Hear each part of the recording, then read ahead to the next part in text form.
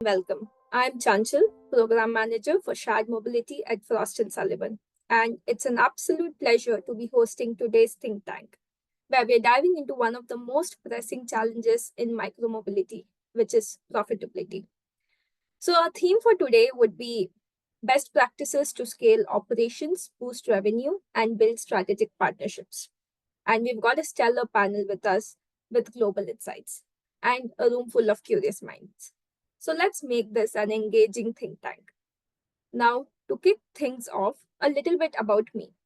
I've spent the past several years analyzing the shared mobility landscape, and I've been working closely with public and private stakeholders to scale sustainable shared transport solutions. So, right from market sizing to trend tracking and championing green practices, we've been fortunate to witness the industry's evolution up and close. Now, let's hear from a fantastic panel. Could I request Scott and Julian to introduce themselves? Thank you, Chanchal, and welcome everybody to this webinar. I am Julien Chamussy. I'm French, I'm based in Paris, and I'm the CEO of a company called Fluctuo.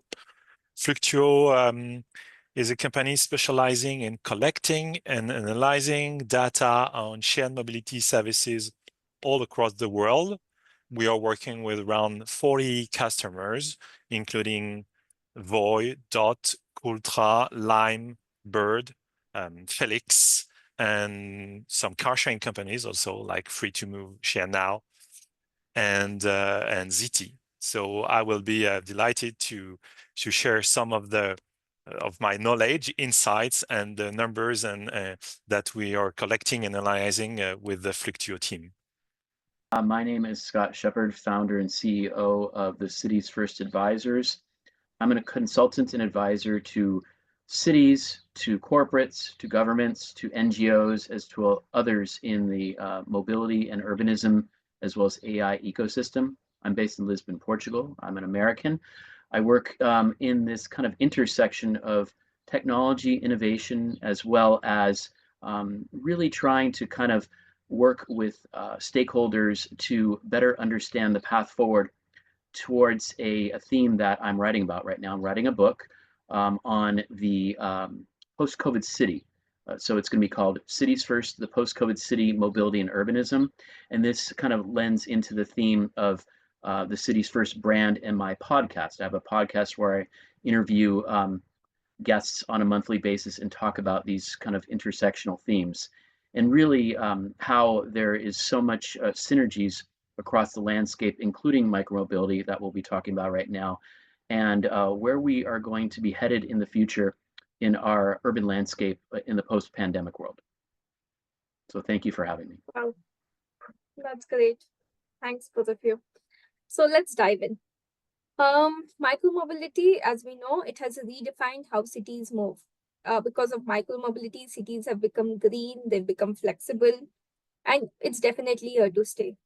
But the elephant in the room, which all of us and the whole world has been talking about, is definitely profitability.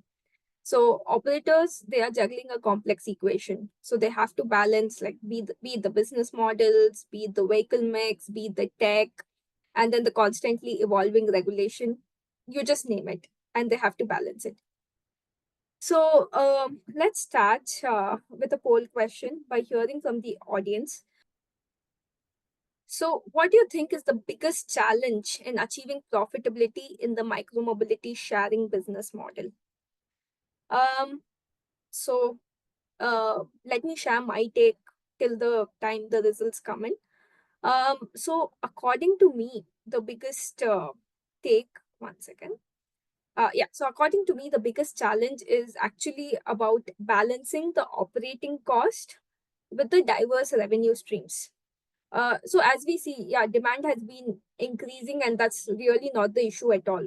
But at the same time, costs like fleet maintenance, charging, rebalancing, and to add to that mix, vandalism, all of that has also been increasing the cost.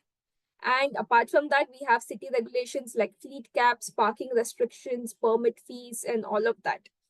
So just relying on the fare revenue is not actually enough in most cases. And, strategic partnerships are really important. So, be it partnerships with the city governments, tech providers, or transit agencies, all of these collaboration is what helps in long-term profitability, something which I have noticed during my research. Like, over to you, like, till we get the poll results. Scott, what's your take on this? I would love to hear your perspective. Yeah, I'm kind of on the fence. There's a couple here. I don't want to say all of the above. I think that's too generic. And I don't know, competitive pressure, yeah, I think that's more of an effect, not a cause. I think that's coming after all these other externalities are really squeezing the operators. I do think regulatory hurdles, but again, that's kind of been a default by the operators to basically cry foul, especially in the UK and other markets where they just would like to maybe cast blame to the public sector, which, for many cases is correct. We do need to be cognizant that there are cities and there are government agencies that are acting in bad faith and that are being inconsistent and are not creating the right conditions for commercial or business growth. So I get that. Makes sense. Insurance cost, I don't think that is a huge deal breaker, in my opinion, in terms of achieving profitability. I think it's just one added cost. But I think operational challenges, and there should be a letter F here, which is financing, funding, right? VC, private equity. We should probably add a sixth to that, because I think that's a challenge too, because again, cutting the umbilical cord from which was this lifeline of operators the last 5 or 6 years, starting in the US and now in Europe, to quickly pivoting to unit economics and everything is to quote Nietzsche, is the existential challenge. And I think that feeds into letter C and letter D and letter A. Got it. Makes So sense. I didn't really give you an answer. It's just more of a stream of Yeah. consciousness. It actually, there's no definitive answer. So the problem is that. Yeah. Yeah. So Over to it's you, A, Julian. a bit C, a bit D, but not the E. Well, I will vote for E. I think it's a mix of everything. But there, my point is that in some cases, one topic could neutralize another. I mean, if we talk of regulatory hurdles, fleet caps, or tenders, yeah, it could be an issue for some operators if you're not selected. Yeah, because you need to withdraw your fleet, you need to ramp down, and then you need to find a way to when you can use all the vehicles that you have to remove from the city where you have not been selected. But the thing is that if you for the operators which have been selected, the fact that there are fleet caps or that there are selection of operators by the city, it's going to relieve the competitive pressure. And that's very important, because one thing we know is that when a market is very competitive, operators tend to deploy more vehicles than they should. Why? Because they want to be the operator that the people's going to choose, because their vehicles, their scooters, their bikes are everywhere. So the reasoning of the operator is that the more vehicle you put in the streets of the city, the best chance you have to get or to gain market shares. But this has a very strong impact, significant impact on the profitability of your service, because you're deploying too many vehicles in the street of the city, and the TVD, I mean the revenue per trip and the rotation of each vehicle will be very low. And so it's not good for your profitability. So in a sense, what you called regulatory hurdles could be a way to improve your profitability if you are the lucky operator which has been selected by the city. That's point. And I would say that, of course, operational challenges are very important also to make sure that you can achieve profitability. Maintenance, operations are critical or crucial to achieve profitability. And I would say that for the last or during the last three years, operators have made a lot of progress in this, and now they know how to operate very efficiently a service in the conditions, in the market conditions. Could be, I mean, yes, there is vandalism, yes, there is theft, but despite all of this issues to tackle, operators are now, they know how to operate a profitable service. Got it. So what I understand from your response is operators actually need to be a bit more responsible so that a lot of, they don't have a lot of regulatory hurdles. So if suppose, like they deploy their fleet carefully and they make sure that the parking is done responsibly, I guess the regulatory hurdles would automatically reduce in that case.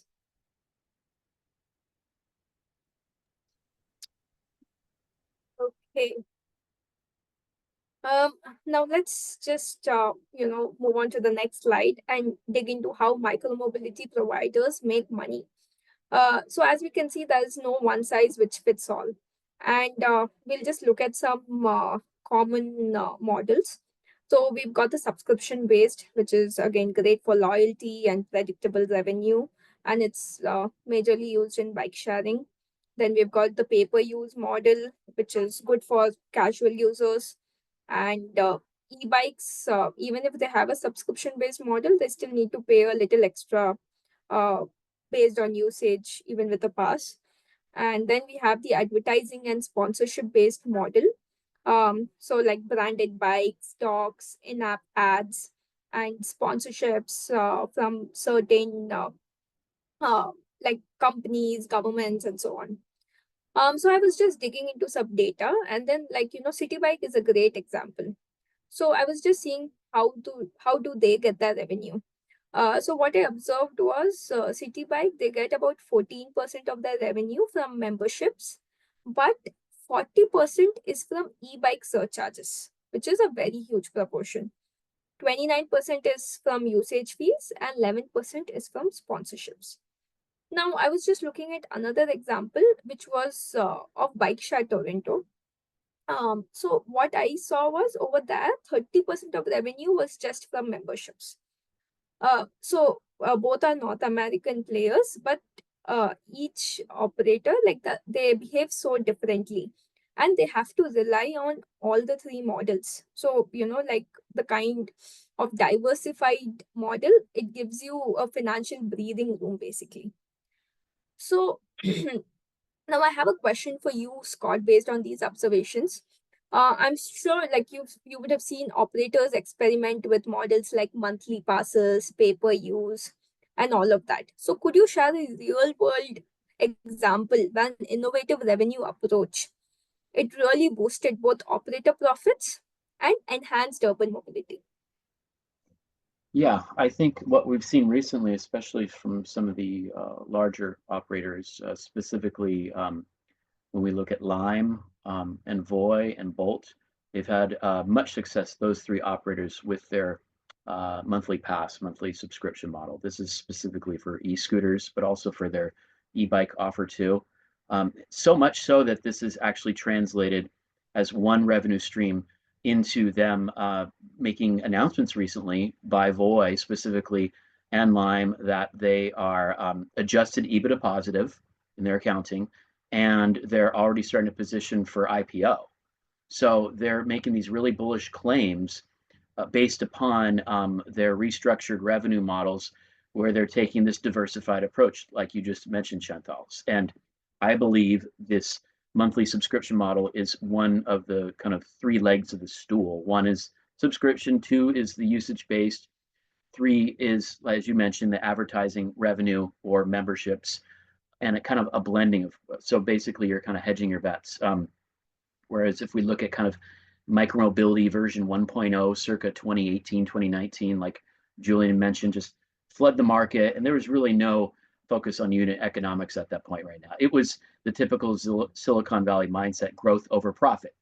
Profit was an afterthought. Profit will come later, growth first, because you got to focus on series A, B, C, etc. You're just closing the next funding round. So because of that, you're not really dissecting these revenue models and being fiscally sound. But now that, as Julian had mentioned, the last 3 years, operators have gone through a complete paradigm shift. I believe one of the big turning points was the ban on e-scooters in Paris. I think that was a huge turning point for the operators. But there's been a bunch of other kind of shifts in the landscape that have forced operators to look inward and to refine their business models. The closure of Silicon Valley Bank in the US a year ago. So we had a bunch of 2 years ago, massive, let's say, externalities in the industry that have squeezed this landscape for operators to really be more fiscally sound. And this is what leads us to these revenue models where now they're coming out of this kind of crisis. And you can see the light at the end of the tunnel. The light at the end of the tunnel is now we're seeing 2 or 3 operators announcing adjusted EBITDA positive and path to IPO. And it's because of these 3 different revenue structures, of which I believe the monthly subscription model has proven to be quite a success just in the last 24 months. Got it. So Julian, over Yep. to you. Fluctuate data, like, they often reveal patterns which others miss.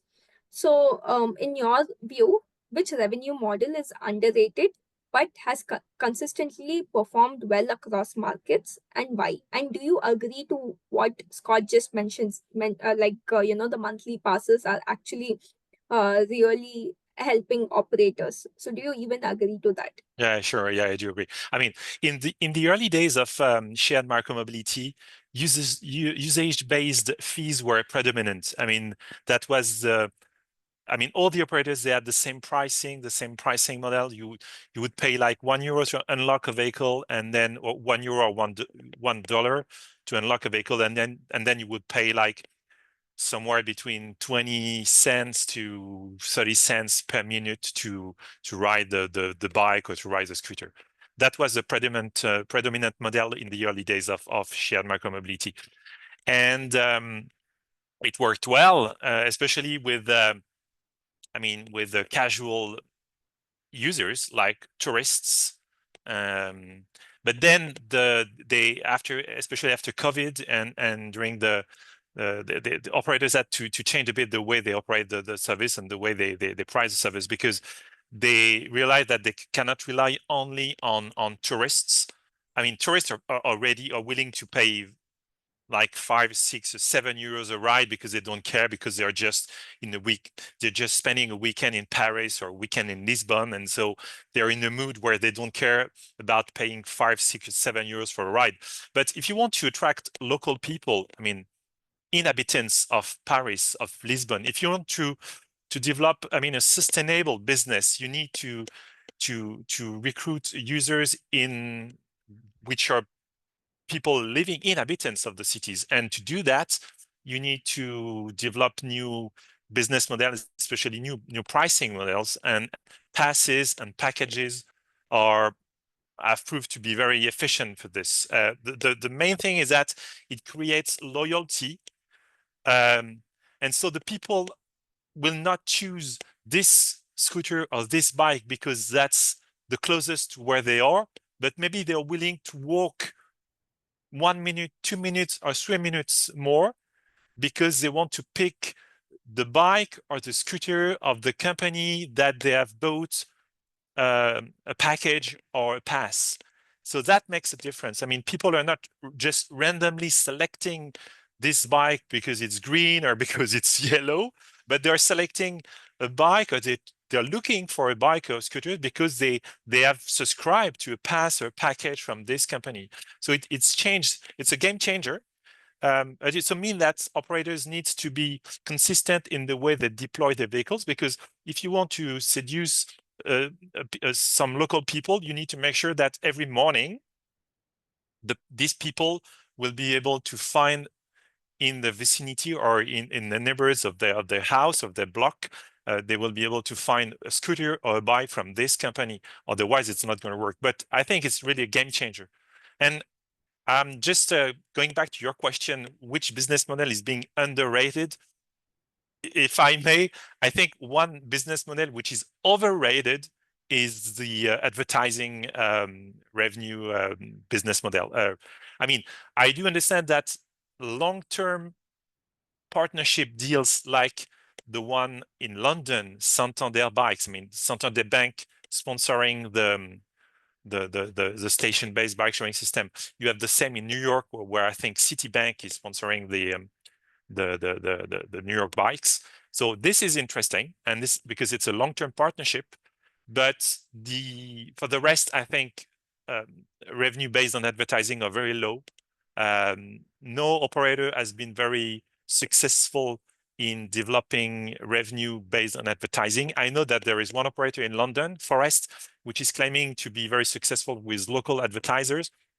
Honestly, I have some doubt about it because in a previous life, I've been working on local advertising. I know it's very hard to convince local advertisers like bakeries or shops or restaurants to spend money in local advertising. It's very costly to get the dollars from these people.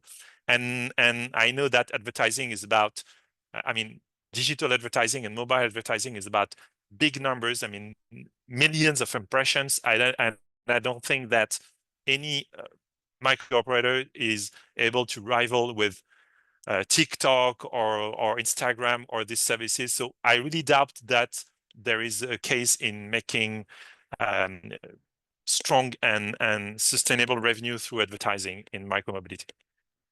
I would just like to add really quickly, I fully agree with Julian. I'm glad you brought up the example of Forest. I think they just closed a Series B round, which is great. Congratulations to them, but I don't believe it's sustainable either. It's, as we Americans say, it's mom and pop advertising, small local retailers, local providers. And it's great to kind of build a case or a thesis for kind of fundraising. But when the unit economics start coming into play and you need to scale at this, that business model starts falling apart. So I highly doubt that's going to go on subsequent funding rounds, to be very blunt about it. If I may, I think that it's more like a marketing trick. I mean, It is. Yes. people think that they're going to pay less because the service is being subsidized through advertising. So, okay, you see a video ad before you can unlock the bike with the app. So you're supposed to see a video from a local mom and pop store. So you think you're going to pay less, but indeed you're not really paying less. I mean, it's just a marketing trick to say. And I guess it works, and good for Forest that it works, and good for them that they have been able to raise funds through this, and good for them that they have big numbers. But I don't think at the end of the month, I think in their P&L, I think advertising it falls revenue, apart. advertising revenue are very, very low compared to the revenue That's they right. make with unlocking fees and the rider and ride fees. So it's a gimmick, is what we're saying, Chantal. So, like what I understand is both pay-per-use and monthly passes, both are very crucial, and advertising revenue is overrated, is what we've established so far. The full business model cannot be reliant on B2B advertising alone. It could be a complementary in a diversified revenue stream, but an entire business case or a funding portfolio cannot rest on that one stream alone. No. And I would say that, yeah, usage-based fees, pay-per-use fees are interesting in touristic places, in touristic cities where people are not really considering buying a 7-day pass or 1-month pass. They just want one ride, the 2 rides. They're going to end up paying a very high price for the ride, but they really don't care. So in cities like Paris, maybe Lisbon, it's okay to have part of your business which is based on pay-per-use. But if you want to build a sustainable service which is really interesting for local people, we're going to use them. We're going to use their services to commute on a daily basis. Then definitely you need to develop passes, monthly passes, weekly passes, or packages, because that's going to make a difference for local people. Just like you have with public transport. You have, daily, monthly, weekly pass, same thing. So it has to mimic, it has to mirror the offer of public transport and be a first last mile integration for commuters and actual citizens to affect sustainable modal shift. Thank you both. Love the examples which you gave. Now let's talk about the fleet mix. So not all micromobility vehicles are equal. So we have e-bikes, kick scooters, traditional bikes. E-bikes, what we've observed is they have a higher revenue per ride, but they even have higher operational costs, like the battery swaps, maintenance, parts, and all of that. Kick scooters, on the other hand, they have a lower upfront cost. They're great for short trips, but repairs, charging frequency, and recently, permits, regulations, and all of that, they can hit margins. Then we have the traditional bikes. They are the cheapest to maintain, but they also generate less revenue per trip when compared to kick scooters and e-bikes. So now the big question, what mix delivers the best ROI? So a question to you, yeah. I Go think there on, is no Julian. question. Yeah. I think there is no question. Honestly, e-bikes have demonstrated to be the strongest financial performance compared to regular bikes. There is absolutely no question. Why? Because the ridership is higher. We're talking Yeah. of maybe 50% to 100% higher ridership. The revenue per trip is higher because people are willing to pay for this, and it's not an issue for them. So indeed, the operating costs of electric bikes are higher because you need to charge the batteries, you need to swap the batteries. I would make a difference between station-based bike sharing system and free-floating bike sharing system, because in the station-based bike sharing system, the cost to charge the bikes is mostly capex, because you need to invest and you need to build a network of docking stations. So this is very costly. But when you have built it, then the additional cost to recharge the battery is not that much. If you operate a free-floating bike sharing system, indeed the cost of charging the batteries and swapping the batteries is significant. It's up to 30% of all the operating costs. But at the end of the day, higher ridership, higher revenue per trip, definitely the financial performance of e-bikes and e-scooters is way better than regular bikes. And I would say that within 4 or 5 years, I think that maybe 90%, 95%, well, maybe 100% of all the shared vehicles will be electric vehicles. So for me, there is no question about the compared performance of e-bikes versus regular bikes. But maybe Scott, you want to?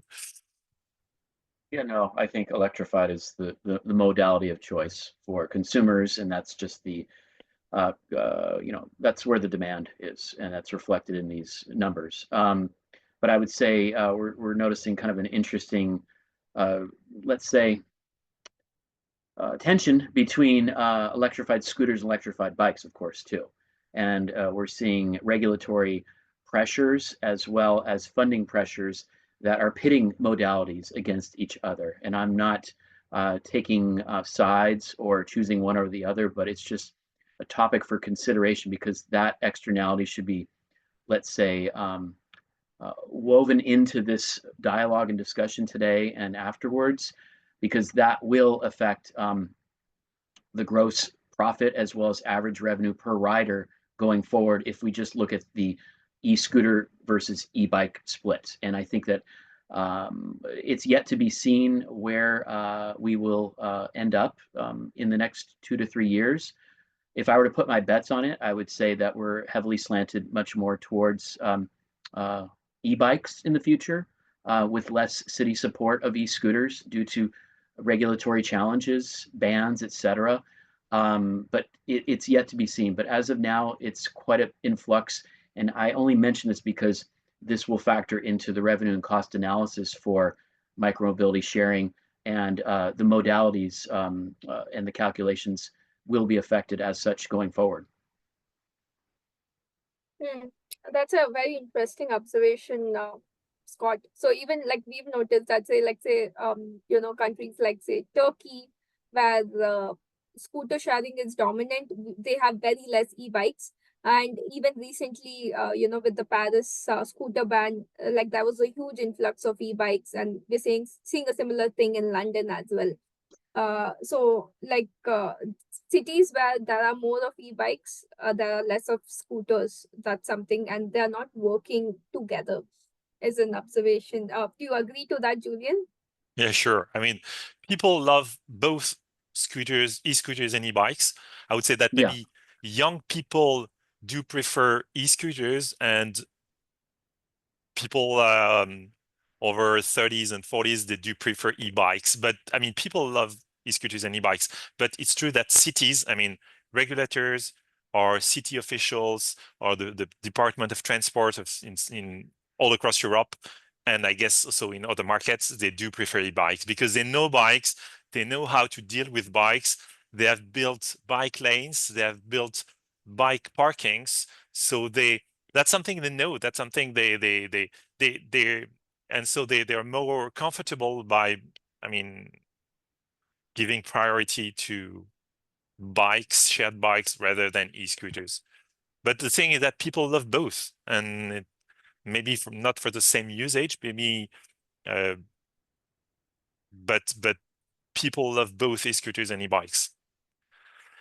Just maybe we can comment that with Fluctu, we have just released like 2 weeks ago our annual report on European shared mobility markets, and the trend is that we're seeing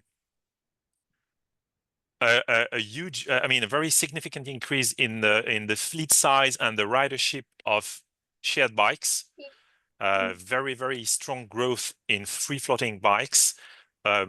Interesting growth in station-based bikes, but I mean, station-based bikes, it takes more time to build a new station-based bike sharing system because well, you need to build the stations, you need to install all the docking stations, and so it takes time. So we're seeing interesting growth in both, and we're seeing a stabilization or a slight decrease in both ridership and fleet size and ridership of e-scooters. Yeah, that's interesting. So now, now we've established that e-bikes are majorly the way to go, and anything electric is the way to go forward. So, but from a sustainability and infrastructure lens, what's the best long term for cities? Which mode aligns best with public adoption, cost efficiency, and planning?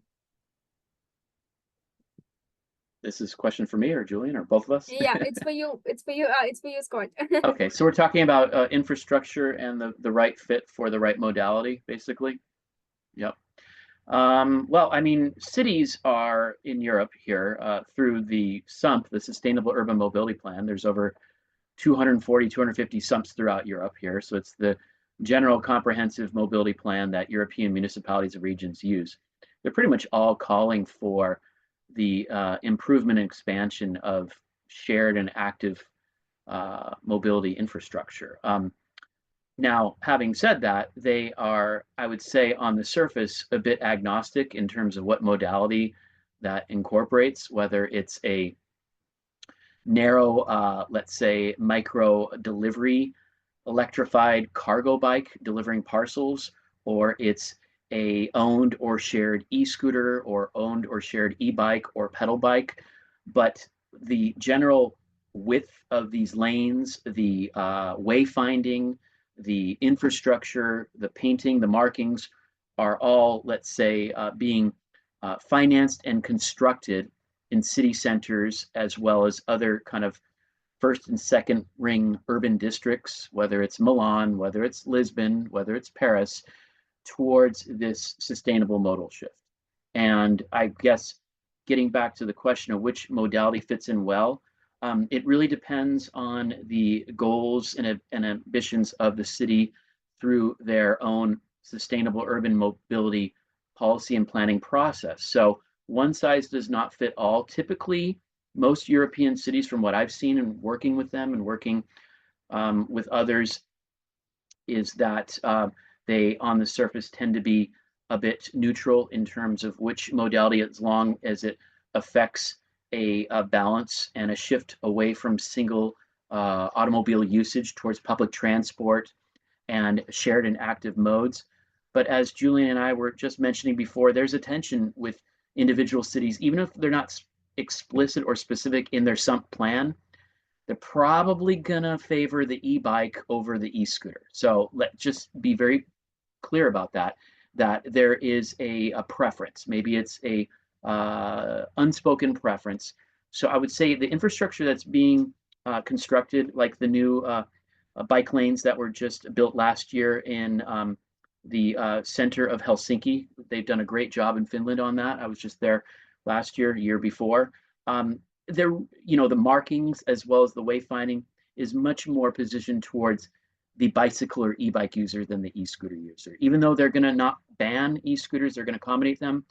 There is a bit more of an emphasis. So I would say, on one hand, the infrastructure is kind of accommodating multiple modalities, but I would say the e-bike is, in my opinion, from what I've seen speaking with many different cities, would be the preference of the modality to fit into the new infrastructure that's being provisioned. Got it. You want to add anything to this, Julian? No, I totally agree with what Scott said.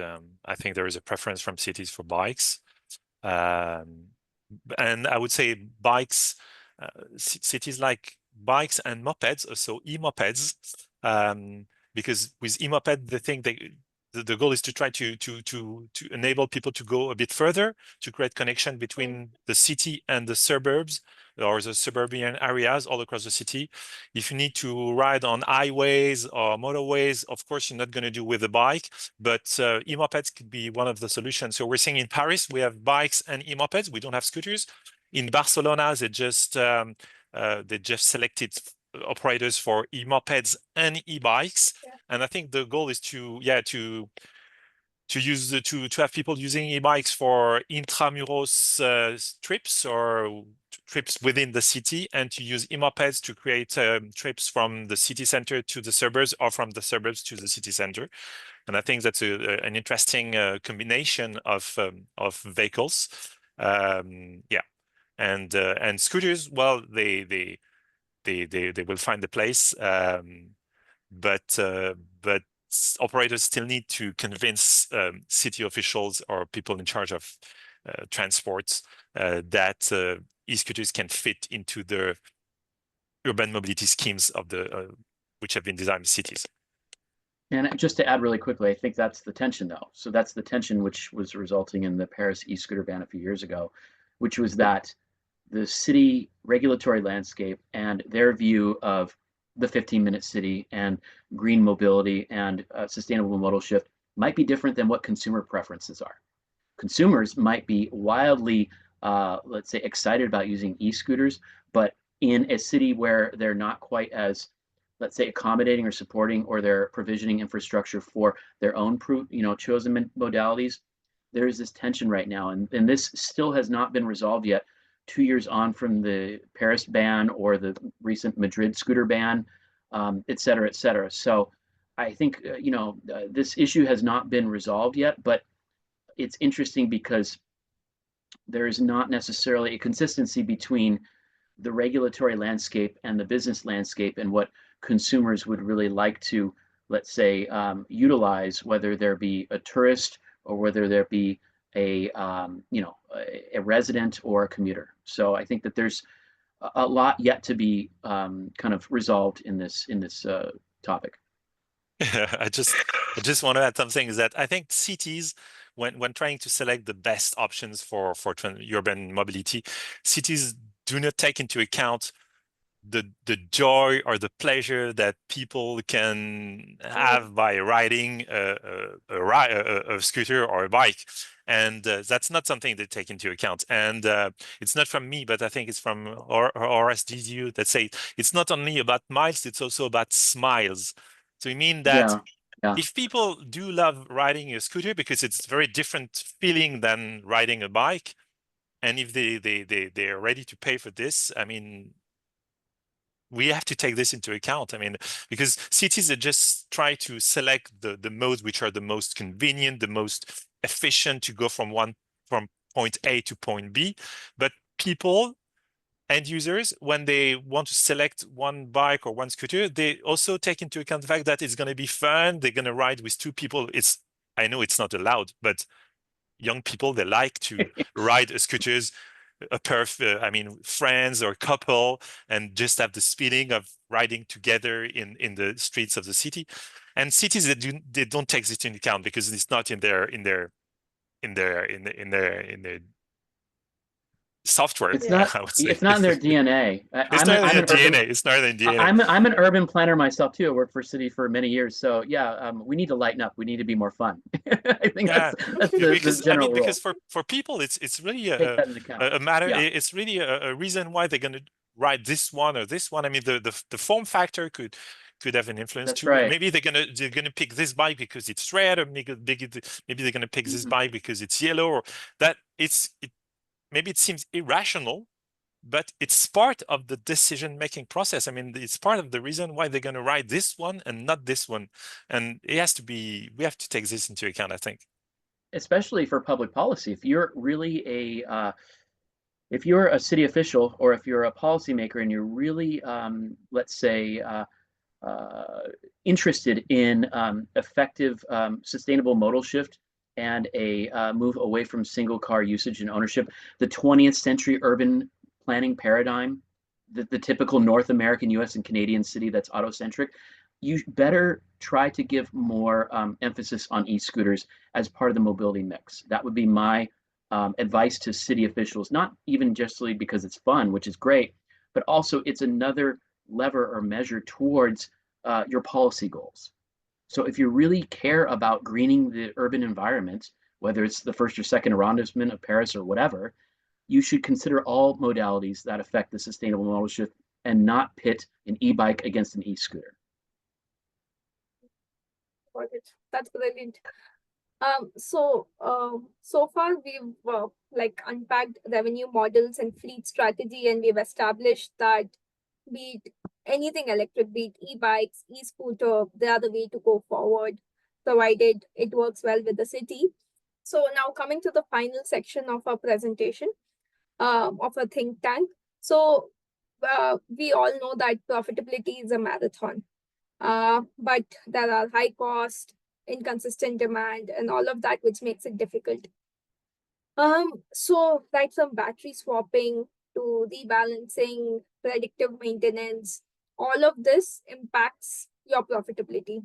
And even the number of trips which are taking place and so on. So Julian, I have a question for you now. Which operational efficiency tactic have you seen that they have, because of that, operators have been able to reduce cost and improve margins? I think that if we talk of operational efficiency, battery swapping has been a game changer. You may remember the early days of shared micromobility, where you would see people putting e-scooters on the back of vans or trucks. It was not very safe. It was not very good for the vehicles themselves, and it means that the vehicles had to be brought back to warehouses outside of the city center and then brought back and redeployed. So it was a loss of time, a loss of energy. It was not good for anything. So battery swapping has been a game changer, reducing costs and maximizing reducing the idle time of the vehicles, and so maximizing the number of trips and the revenue that can be generated with the fleets. Yet there is maybe an impact that was not. It means that there are less deployments, because I mean 2 or 3 years ago, when all the e-scooters and all the bikes had to be brought back to warehouses and then redeployed, operators could work on the deployment by trying to prioritize some spots or some hot spots in the cities. Now the vehicles are not being brought back to warehouse only if they need to be repaired or fixed, but otherwise there are less deployments because the scooters and the bikes are in the streets and they stay in the streets. So deployment is less is less used by operators, and the thing is that, by the way, if you have bikes and scooters on one side of the city, then even if you know that in 2 or 3 hours there will be high demand for shared bikes or shared scooters on the other side of the city, there is nothing you can do about that. I mean, there is no way you can move 200 or 300 bikes or e-scooters from one side of the city to another. So I think deployment is not really a way to improve the efficiency of operations, but battery swapping is definitely a good thing and has been a game changer. Just a follow-up question on that. So like we were just you were mentioning this before, that station-based bike sharing has been increasing and all of that. So would battery swapping work well even in case of station-based bike sharing where they can have inbuilt electric chargers and so on? Station-based Yeah. station-based systems, yeah. Well, yeah, I mentioned this earlier. I mean, station-based it's an investment, so you need to, if you are an operator of station-based service, you need to secure a contract for at least 5 to 10 years because you're going to spend a lot of money a lot of time to build stations. But when it's done, then it's decreasing your operation costs by. I mean, I think that for free-floating bikes and free-floating scooters, battery swapping or cost of battery charging is around 30% of the total operating costs. So, I mean, it's just it just relieve your P&L when you don't need to take care of that, and that when the batteries are just charging when the bikes are being docked in the station. So we are seeing some cities where, for example, in Madrid, the station-based bike sharing system has been completely overhauled. So they have now, I think, 100% electric fleet, if I'm not mistaken, a brand new service, which is doing fine. And it's doing so fine that the city of Madrid has decided to get rid and terminate all the contracts with free-floating operators. So there are no free-floating bikes, no longer free-floating bikes or free-floating scooters in the streets of Madrid. I think it's quite a radical decision, but it means that the city of Madrid is very confident in the ability of their station-based bike sharing system to fulfill all the needs from their citizens and inhabitants. So I think it's a bold bet, but interesting, and we'll see what's going on. On the contrary, you have in London, you have 2 free-floating bike sharing system, Lime and Forest, which are doing great, and the historical station-based bike sharing system, the Boris bike or the Santander bikes. Yeah. We are not sure exactly what's going to happen in the future with this service because it's a cost for the city, even if it's being sponsorized by a bank. So we're seeing in different cities all across Europe, we're seeing different strategies. Sometimes trying to give the priority to station-based services, sometimes trying to give priority to free-floating because it's cheaper. I think we're not at the end of this history yet. We're gonna see. We're Gotcha. still yeah. Maybe Scott, you want to comment on that or? Yeah, Madrid's a great example. It depends on the political landscape, right? So, I Yeah. think in the case of Madrid, it's a little bit more, it's less laissez-faire, to use the French term. It's a little more top-down. So it's more centralist planning. So it's a regional and central government mandate to basically impose a station-based system because they were burned on the free-floating scooters. They're sick of this free-floating scooters and bikes. So there was a political decision from the city council that we need to reorganize everything into electrified station-based system. And I think that let's say, materialized in this new direction that the city took. And I'm not for or against this, but just basically sharing the facts because that will present a good case for the patchwork landscape that Julian mentioned across the European continent, including the UK, of different cities trying different models, station-based versus free-floating or a mix of both with advertising revenue or not. And I think because of that, the dust has not settled yet. It may never settle. It might always be in flux. And I think it's a reflection and mirror of the political and cultural factors of the cities and regions that we're working in. So there's not just a European city model for micromobility or for e-bikes. It's going to always be, quite diversified. So coming back to the regulatory and urban planning kind of perspective, the let's say the plans and the frameworks for how cities develop and include shared and micromobility in the future need to be inclusive enough to embrace a range of models that fit to the right context, and it's not a copy paste one size fits all, which unfortunately many operators, if we look at the first wave of micromobility, or as I like to call micromobility 1.0 circa 2017 to 2019 pre-COVID, was one size fits all copy paste starting from the United States into Europe and then in Europe itself too, meaning that it did not take the needs and the specific contextual issues of individual cities into consideration and try to basically fix a business model and a consumer offer into a market where it might have been misaligned. So I think that we're getting to much more nuance and creativity where cities, as well as others, are finding the right path forward. And it's going to be a very disruptive landscape moving forward in a good way, because we're going to see how these things kind of play out.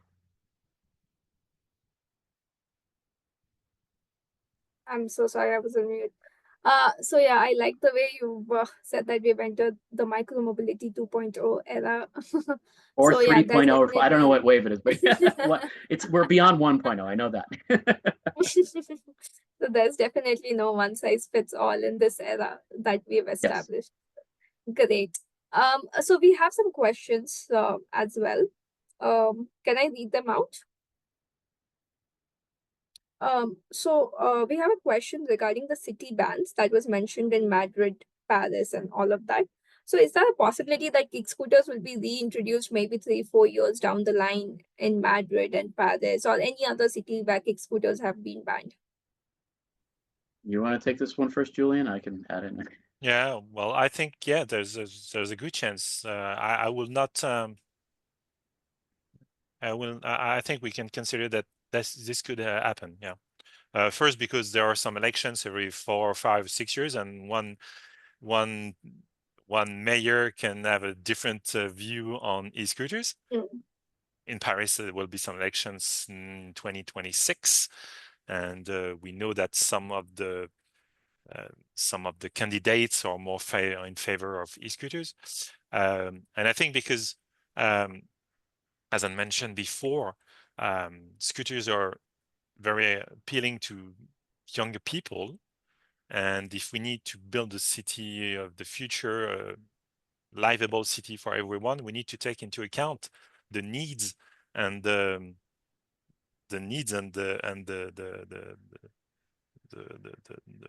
requirements of all citizens, including young people. And if young people love to ride scooters, then why not? We should consider that. So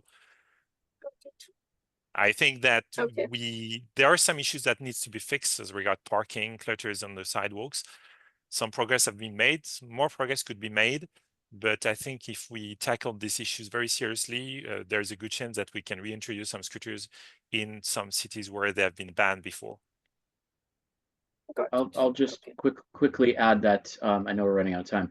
I think that as the political landscape changes, we have re-elections coming, especially like Madrid, Paris. We see new governments come into place that are a little bit more focused on business and economic development, not necessarily whether they're left-wing or right-wing, but they're a little bit more pro of that mindset of encouraging tourism business. They're going to be a little bit more supportive of scooters, bringing them back. They're going to be a little less strict towards, let's say, green mobility and 15-minute city of just cycling. And they're going to try to see scooters as a way to actually increase, let's say, retail, tax revenue, et cetera. They're going to see that there are economic benefits. And I believe that that's going to be another factor that will play into perhaps the reintroduction of scooters. If we see, let's say, new mayors that come in to Europe in the next 2-3 years that have a bit different view towards green and sustainable mobility. I think that's going to be another issue at play too. Got it. Okay, we just have last 2 minutes left for the for the think tank. So I just have one more question. Now, say like when we talk about maybe 10 years down the lane, 2040. Which mode will be used more extensively, kick scooters or e-bikes? And outside of city centers, like rural or suburban areas. I see both of you E-bikes. smiling. I'm just gonna say e-bikes, right? I mean, it's like the Swiss Army knife, right? You know, it's the one size, it works everywhere almost. So I would say that's the one that's going to prevail, but it's not mutually exclusive. Other modes will continue to be successful and grow, but perhaps at a slower or less rapid pace. But I think e-bikes, I don't want to say the winner to sound too American here, but e-bikes will definitely prevail. We'll put it that way. Yeah, I think so. Especially if we're talking of trips outside of city centers in suburban areas or rural areas. I think e-bikes are more adapted to this kind of trips. Scooters are more adapted to city centers and touristic places and more niche and pedestrian Yeah. areas and so on. Yeah. I absolutely agree with you on this. So thank you so much, Scott and Julian, and like for being such an amazing panelist, for making this discussion so insightful, and a big thanks to our audience. So the journey to profitability in micromobility is not easy. Every city is different. They have to adapt, be it with respect to modes, operational, cost control, partnerships, revenue models. So there's no clear path, that this is the mantra for success for this particular, for overall micromobility. It is very city specific. So let's keep innovating one shared ride at a time. So thank you so much. With that, we've come to an end of our think tank. And thank you for being such great panelists.